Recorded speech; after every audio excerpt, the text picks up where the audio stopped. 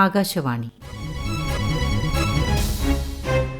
ജില്ലാ വൃത്താന്തം. ഇന്ന് കോട്ടയം ജില്ല.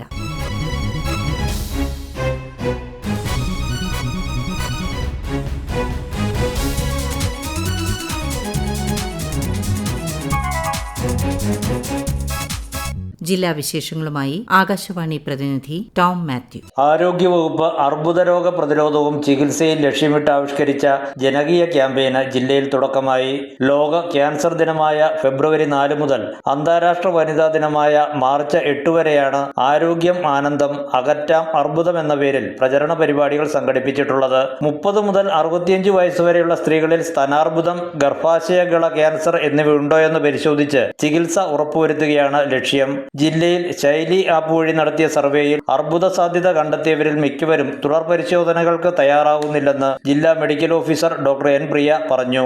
അവർ അടുത്തുള്ള ആരോഗ്യ കേന്ദ്രത്തിലെത്തി പരിശോധന നടത്തണമെന്നും DMO അഭ്യർത്ഥിച്ചു.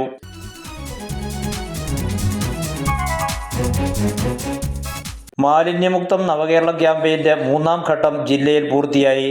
13,067 അയൽക്കൂട്ടങ്ങളെ ഹരിത അയൽക്കൂട്ടങ്ങളായും 2000-ഓളം സ്ഥാപനങ്ങളെ ഹരിത സ്ഥാപനങ്ങളായും 3ാം ഘട്ടത്തിൽ പ്രഖ്യാപിച്ചു.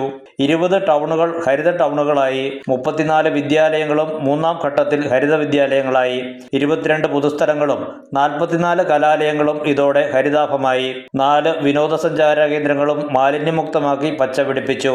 അന്താരാഷ്ട്ര മാലിന്യമുക്ത ദിനമായ മാർച്ച് 30 വരെയാണ് മാലിന്യമുക്തം നവകേരളം ജനകീയ ക്യാമ്പയിൻ നടക്കുന്നത്.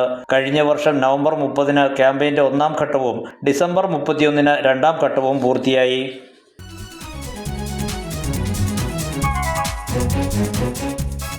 മാലിന്യമുക്തം നവകേരളം പദ്ധതിയുടെ ഭാഗമായി കോട്ടയം ഗിരിദീപം ബദനി സ്കൂളിൽ കുട്ടികളുടെ ജില്ലാതല ചിത്ര പ്രദർശനം നടന്നു. ശുചിത്വത്തെയും മാലിന്യ സംസ്കരണത്തെയും ആസ്പദമാക്കി കുട്ടികൾക്കായി നടത്തിയ ചിത്രരചനാ മത്സരത്തിൽ പങ്കെടുത്തവരുടെ ചിത്രങ്ങൾ പ്രദർശിപ്പിച്ചു. ജില്ലാ കളക്ടർ ജോൺ P. സാമുവൽ ഉദ്ഘാടനം നിർവഹിച്ചു.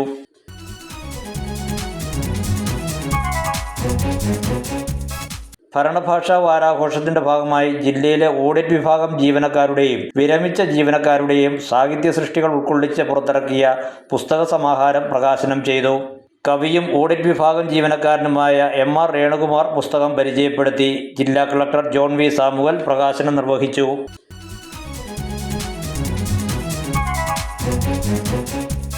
രജിസ്ട്രേഷൻ വകുപ്പിന്റെ ജില്ലയിലെ അവലോകന യോഗം മന്ത്രി രാമചന്ദ്രൻ കടന്നപ്പള്ളിയുടെ അധ്യക്ഷതയിൽ ചേർന്നു.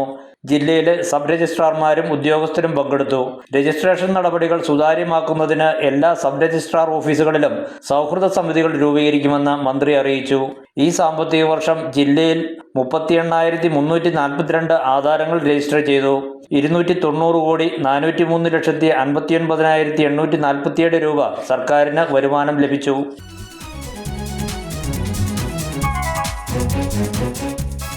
ഭവനരഹിതർക്ക് വീട് നിർമ്മിക്കുന്നതിന് ഭൂമി സംഭാവന ചെയ്യുന്ന മനസ്സോടെ ഇത്തിരി മണ്ണ് പദ്ധതി പ്രകാരം വെളിയന്നൂർ ഗ്രാമപഞ്ചായത്തിന് ലഭിച്ച 72 സെന്റ് സ്ഥലത്ത് 10 വീടുകൾ നിർമ്മിക്കും. കിഴക്കേക്കുറ്റി ചാക്കോച്ചൻ എന്നയാൾ സംഭാവന ചെയ്ത സ്ഥലത്ത് ലൈഫ് പദ്ധതി പ്രകാരമാണ് വീട് നിർമ്മിക്കുക. ഭൂമി സ്വന്തമായുള്ള ഭവനരഹിതർക്ക് വെളിയന്നൂർ പഞ്ചായത്തിൽ വീട് നിർമ്മാണം ആരംഭിച്ചിരുന്നു. ഭൂമി ഇല്ലാത്തവർക്കുള്ള ഈ 10 വീടുകൾ കൂടി പൂർത്തിയാകുന്നതോടെ വെളിയന്നൂർ പഞ്ചായത്തിൽ ലൈഫ് ഭവന പദ്ധതിയിൽ മുഴുവൻ കുടുംബങ്ങൾക്കും വീടാകുമെന്ന് പഞ്ചായത്ത് പ്രസിഡന്റ് സജേഷ് ശശി അറിയിച്ചു.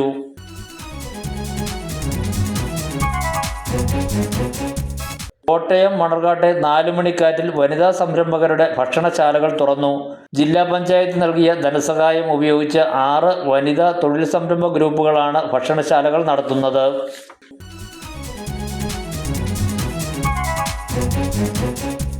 എലിക്കുളം ഗ്രാമപഞ്ചായത്തിലെ കാപ്പുകയത്ത് കർഷക കൂട്ടായ്മയുടെ നേതൃത്വത്തിൽ നെൽകൃഷി ഇറക്കിയ 42 ഏക്കർ പാടശേഖരത്തിൽ കൊയ്ത്തുത്സവം നടത്തി.